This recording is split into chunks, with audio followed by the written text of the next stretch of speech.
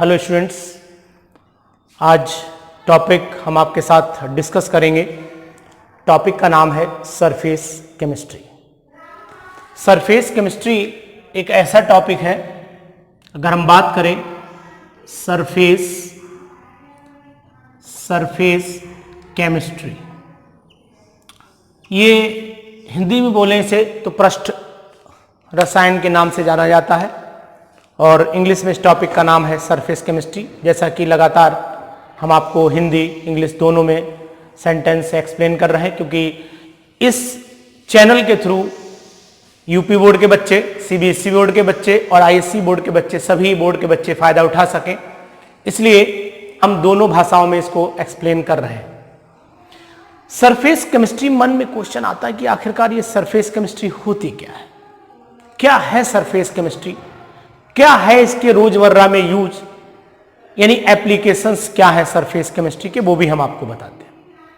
Surface chemistry की वो branch है जिसमें जो चेंजेस किसी भी लिक्विड या सॉलिड की सरफेस पे होते हैं उनको पढ़ा जाता है, उसको बोलते हैं surface chemistry. The branch of chemistry which deals with the study of various changes occurring on the surface of matter. किसी भी मैटर के सरफेस पे जो चेंज आते हैं उन्हीं को बोला जाता है सरफेस केमिस्ट्री। और सरफेस केमिस्ट्री में 3 ब्रांचेस हैं। पहला टॉपिक है इसके अंदर एडजॉर्प्शन,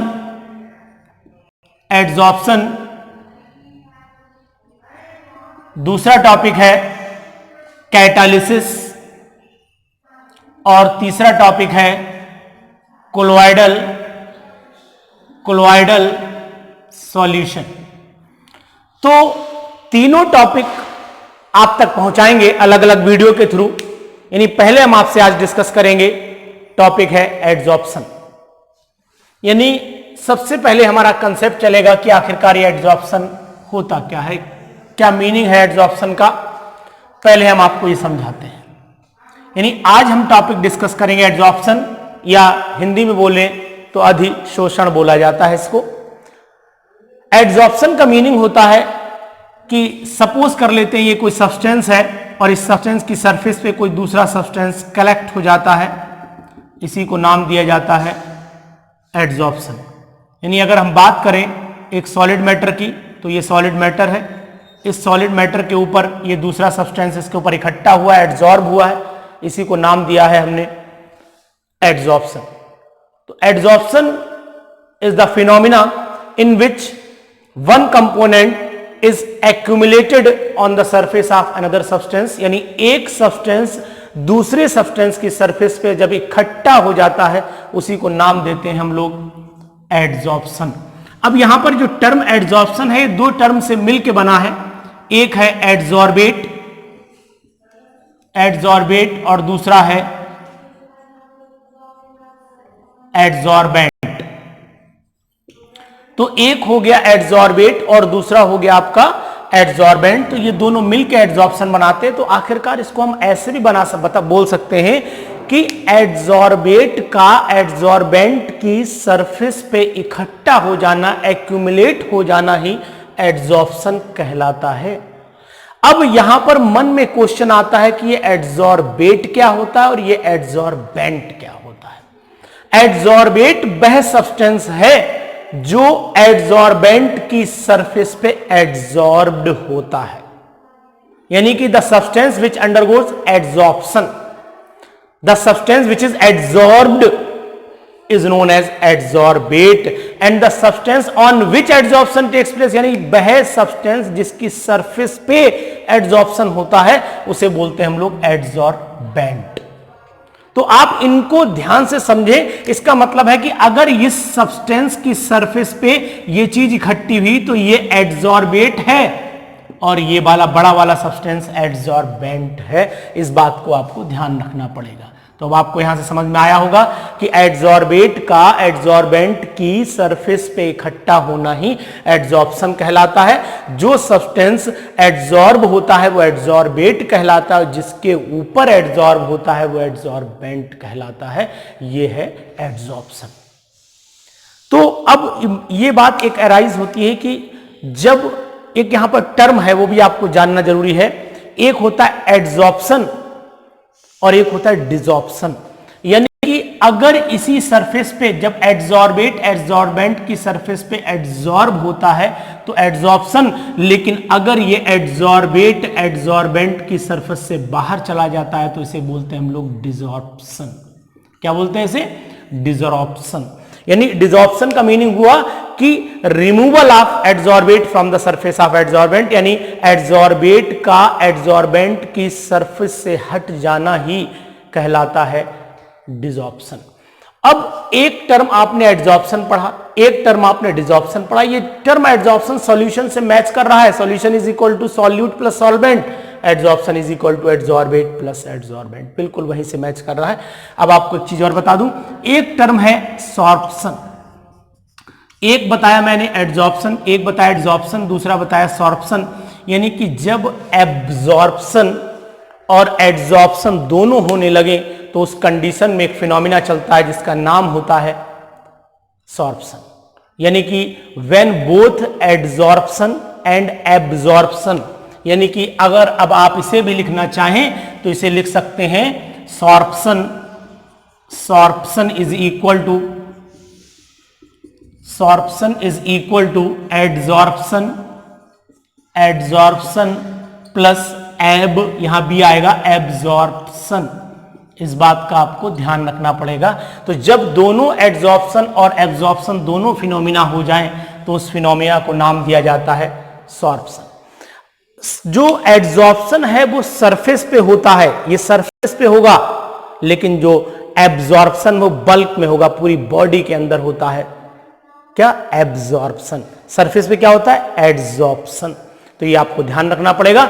ये एड्सॉर्प्शन जो होता है वो अनइक्वल होता है, कहीं ज्यादा इकट्ठा हो जाएगा, कहीं कम इकट्ठा हो जाएगा, यानी पूरी सरफेस पे इक्वल नहीं होता है एड्सॉर्प्शन, लेकिन एब्सॉर्प्शन इक्वली होता है, यूनिफॉर्म रेट से होता है।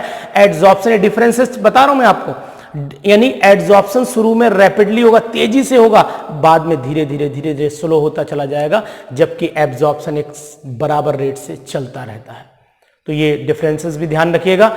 एड्सॉर्प्शन सरफेस फिनोमिना है, जबकि एब्सॉर्प्शन एक बल्क फिनोमिना माना जाता है। एड्सॉर्प्शन दो तरीके का है, एक पॉजिटिव एड्सॉर्प्शन और एक नेगेटिव एड्सॉर्प्शन। तो इस तरीके से मैं आपसे बात कर लेता हूं।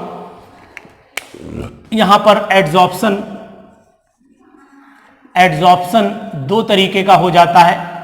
एक बात हो जाती है एड्सॉर्प्शन की पॉजिटिव एड्सॉर्प्शन और एक कहलाता है नेगेटिव एड्सॉर्प्शन। अब मैं आपको कैसे समझाता हूं positive adsorption and negative adsorption. ध्यान रखिएगा, पॉजिटिव एड्सॉर्प्शन, दूसरा है negative adsorption.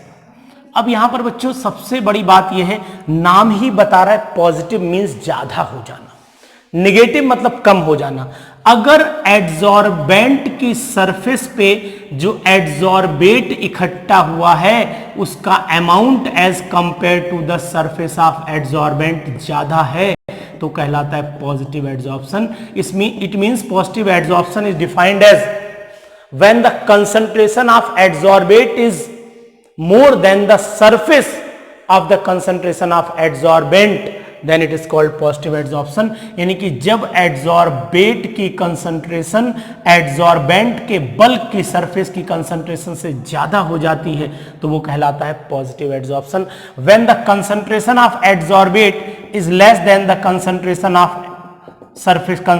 Of surface of bulk of adsorbent, then it is called negative adsorption. यहां पर यानी ये एड्सॉर्बेट है, एड्सॉर्बेट, और ये है एड्सॉर्बेंट। अब आप देख रहे होंगे एड्सॉर्बेंट, ये ज्यादा है ये कम है, यहां पर एड्सॉर्बेट ज्यादा दिख रहा होगा, एड्सॉर्बेट आपको यहां ज्यादा दिखेगा और एड्सॉर्बेंट ढक गया है, अंदर चला गया है, ये एड्सॉर्बेंट है, एड्सॉर्बेंट ये कम हो गया। तो एक सिंपल लैंग्वेज में आपको ध्यान रखना है कि जब एड्सॉर्बेट ज्यादा हो एड्सॉर्बेंट कम हो तो पॉजिटिव, और जब एड्सॉर्बेट कम हो जाए एड्सॉर्बेंट ज्यादा हो जाए तो नेगेटिव एड्सॉर्प्शन हो जाता है। ये आपको ध्यान रखना पड़ेगा। अब एड्सॉर्प्शन जब होता है तो क्या होता है, जब भी कोई चीज एड्सॉर्ब होती है तो वहां से एनर्जी रिलीज होती है, इसको नाम देते हैं एंथैल्पी ऑफ एड्सॉर्प्शन। इसे नाम दिया जाता है एंथैल्पी ऑफ एड्सॉर्प्शन। अब ये टर्म एंथैल्पी ऑफ एड्सॉर्प्शन होता क्या है, यानी आपके मन में क्वेश्चन आया कि what is the meaning of adsorption, enthalpy of adsorption, तो इसको भी समझ लेते हैं। जब एड्सॉर्बेट एड्सॉर्बेंट की सरफेस पे एड्सॉर्ब होता है तो जो अमाउंट एनर्जी का रिलीज होता है when 1 mole of adsorbate is adsorbed on the surface of adsorbent, तो जो एनर्जी रिलीज होती है उसी को बोलते हैं एंथैल्पी ऑफ एड्सॉर्प्शन। अब यहां पर दो तरीके की एड्सॉर्प्शन होती है, एक फिजिकल और एक केमिकल, तो हम लोग बात कर लेते हैं। यहां एड्सॉर्प्शन डाल देते हैं, टर्म एड्सॉर्प्शन और एड्सॉर्प्शन दो तरीके का हुआ। पहला कहलाता है फिजिकल एड्सॉर्प्शन और दूसरा कहलाता है केमिकल एड्सॉर्प्शन। दोनों को पूरा बताएंगे आपको। केमिकल एड्सॉर्प्शन कहलाता है, इसका एक नाम और भी बता दें आपको, इसे फिजिसॉर्प्शन भी बोलते हैं, फिजिसॉर्प्शन भी बोला जाता है और इसे केमिसॉर्प्शन भी बोला जाता है, केमिसॉर्प्शन भी बोला जाता है। इसको वैन डर वाल एड्सॉर्प्शन भी बोलते हैं, इस बात का ध्यान रखिएगा। तो अब हम बात कर लेते हैं फिजिकल एड्सॉर्प्शन की, जरा ध्यान से सुनिएगा। जब ये मान लेते हैं एड्सॉर्बेंट की सरफेस है, ये एड्सॉर्बेट है, जब एड्सॉर्बेट और एड्सॉर्बेंट के बीच में force of attraction weak van der Waals forces होते हैं तो वो फिजिकल एड्सॉर्प्शन कहलाता है। जब एड्सॉर्बेट और एड्सॉर्बेंट की के बीच में जो बॉन्ड बनता है वो week van der Waals force of attraction के थ्रू बनता है तो उसको हम लोग फिजिकल एड्सॉर्प्शन बोलते हैं। जब एड्सॉर्बेट और एड्सॉर्बेंट के बीच में जो बॉन्ड बनता है वो केमिकल बॉन्ड की तरह बनता है तो उसको हम लोग केमिसॉर्प्शन बोलते हैं। तो केमिसॉर्प्शन में केमिकल लाइक बॉन्ड बनेगा और फिजिसॉर्प्शन में week van der Waals forces होंगे। तो अब इन दोनों में डिफरेंस भी पढ़ते चलते हैं। ये इसका स्पेसिफिक नेचर नहीं होता है, कोई भी चीज किसी के ऊपर भी फिजिकली एड्सॉर्ब हो सकती है, लेकिन chemical adsorption specific in nature होता है। ये lack of specific in nature, ये more in specific in nature होता है। यहां पर एंथैल्पी ऑफ एड्सॉर्प्शन यानी जब एड्सॉर्बेट एड्सॉर्बेंट की सरफेस पे जुड़ेगा तो लगभग 20 किलो जूल पर मोल से लेकर के 40 किलो जूल पर मोल एनर्जी रिलीज करेगा। ये रिलीज करेगा तो मतलब वैल्यू नेगेटिव में रहेगी, इस बात का आपको ध्यान रखना पड़ेगा।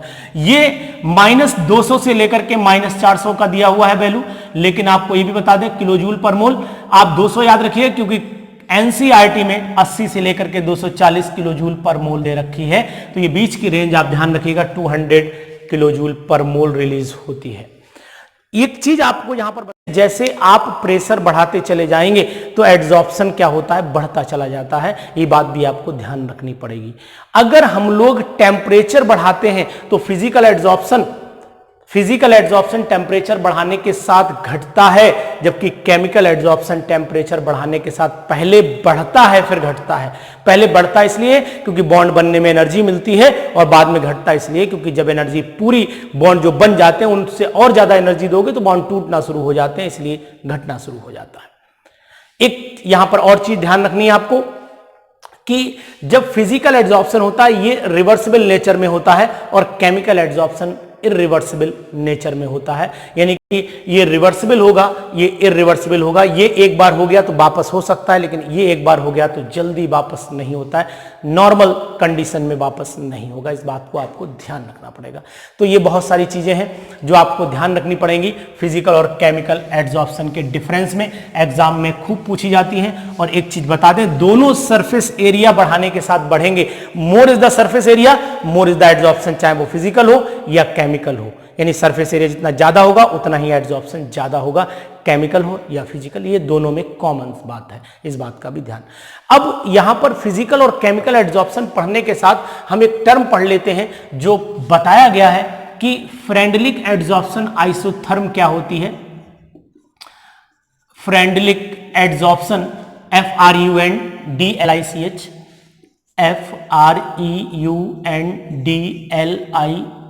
FREUNDLICH, Freundlich adsorption isotherm.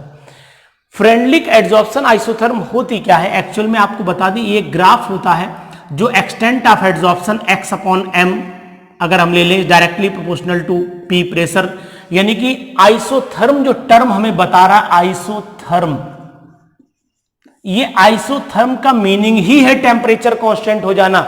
यानी कि the graph between the extent of adsorption x upon m and the pressure at constant temperature is called Freundlich adsorption isotherm, यानी वो ग्राफ जो x अपॉन m और p के बीच में बने एट कांस्टेंट टेम्परेचर, यानी कि जब extent of adsorption is directly proportional to the pressure at constant temperature पे ग्राफ बनाएंगे तो जो ग्राफ खिंच के आएगा वो कहलाएगा फ्रेंडलिक एड्सॉर्प्शन आइसोथर्म।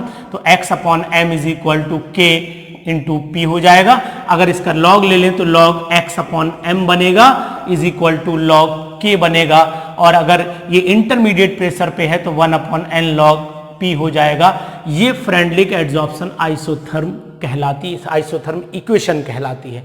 तो फ्रेंडलिक एड्सॉर्प्शन आइसोथर्म क्या है? ये एक ऐसा ग्राफ है कि कितना अमाउंट एड्सॉर्बेंट की सरफेस पे एड्सॉर्बेट का एड्सॉर्ब हुआ है, वो प्रेशर अप्लाई, कितना प्रेशर अप्लाई किया है एट कांस्टेंट टेम्परेचर, इस बात का आपको ध्यान रखना पड़ेगा। तो एक बार मैं लैंग्वेज बोल देता हूं, Freundlich adsorption isotherm, it is a graph between the extent of adsorption x upon m and the pressure at constant temperature, इस बात का आपको ध्यान रखना पड़ेगा। अब जैसे कि आइसोथर्म पढ़ा, फ्रेंडलिक एड्सॉर्प्शन आइसोथर्म, वैसे हम लोग आइसोबार भी पढ़ते हैं, है ना, आइसोबार, एड्सॉर्प्शन आइसोबार भी बोलते हैं, एड्सॉर्प्शन आइसोबार। तो एड्सॉर्प्शन आइसोबार होगा क्या? यानी कि जब ये value extent of adsorption temperature पे डिपेंडेंट हो जाए और प्रेशर वहां पर कांस्टेंट हो जाए तो ये आइसोबार कहलाने लगता है। यानी कि adsorption isobar is the graph between the extent of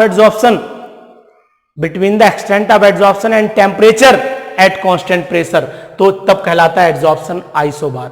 अब एड्सॉर्प्शन आइसोबार में जब हमने प्रेशर कांस्टेंट कर दिया है तो इन दोनों में फिजिकल और केमिकल एड्सॉर्प्शन पे फर्क पड़ जाएगा।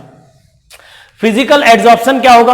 अब आप देखें, फिजिकल एड्सॉर्प्शन जैसे जैसे आप टेम्परेचर बढ़ाएंगे तो टेम्परेचर बढ़ाने के साथ फिजिकल एड्सॉर्प्शन तो घटेगा। क्यों? क्योंकि वीक वैन डर वाल कमजोर फोर्सेस होते हैं, बहुत वीक फोर्सेस होते हैं, उन्हें एनर्जी मिलेगी, बॉन्ड टूट जाएगा। यानी फिजिकल एड्सॉर्प्शन, फिजिसॉर्प्शन घटेगा, जबकि केमिसॉर्प्शन पहले बढ़ता है और फिर घटता है टेम्परेचर बढ़ाने के साथ। ये बात आपको ध्यान रखनी पड़ेगी। यहीं पर एक टर्म पढ़ लेते हैं, एप्लीकेशंस, वो भी मैं आपके साथ डिस्कस कर लेता हूं। एड्सॉर्प्शन के एप्लीकेशंस क्या है? नॉर्मल लाइफ में एप्लीकेशन आपने देखे होंगे कि जैसे कि हमने देखा है, तो बहुत सिंपल है कि जो इंजीनियर मास्क लगा करके, आपने देखा कोल माइन इंजीनियर जो होते हैं वो मास्क लगा करके माइन में जाते हैं, क्योंकि कार्बन मोनोऑक्साइड, मीथेन गैस, जो भी गैसेस पॉइजनस गैसेस हैं वो मास्क के ऊपर एड्सॉर्ब हो जाएं। यानी मास्क क्या करता है, जो पॉइजनस गैसेस हैं उनको अपनी सरफेस पे एड्सॉर्ब कर लेता है, रिमेनिंग गैसेस को जाने देता है, जो हमारी बॉडी के लिए यूजफुल है। यानी कुछ ऐसी डिजीज होती हैं जिनको खत्म करने के लिए हमें ऐसी दवाइयां लेनी पड़ती हैं, वो दवाइयां माइक्रो ऑर्गेनिज्म को अपनी सरफेस पे एड्सॉर्ब करके किल कर देती हैं। इसी तरीके से जो शुगर होती, चीनी, इसके कलर को उड़ाने के लिए भी हम लोग एड्सॉर्बेंट जो यूज करते हैं, वो एड्सॉर्बेंट उसके ऊपर जो कलर होता है उसको अपने ऊपर खींच लेता है और उसको खत्म कर देता है। यानी कि removal of colour from the sugar, ये भी एक एड्सॉर्प्शन में ही आता है, एड्सॉर्प्शन का एप्लीकेशन में ही आता है। तो बहुत सारे एप्लीकेशंस हैं एड्सॉर्प्शन के, उसको आप ध्यान रखिएगा, पढ़िएगा। और इस टॉपिक बहुत सिंपल टॉपिक है, बहुत इजी टॉपिक है, इसको एक बार भी रिवाइज करेंगे तो आपको आसानी से समझ में आएगा। तो उसको ध्यान रखते हुए आसानी से पढ़ें, समझें और अपने दोस्तों को मेरी वीडियो शेयर करें और सब्सक्राइब करें। Thank you, have a nice day.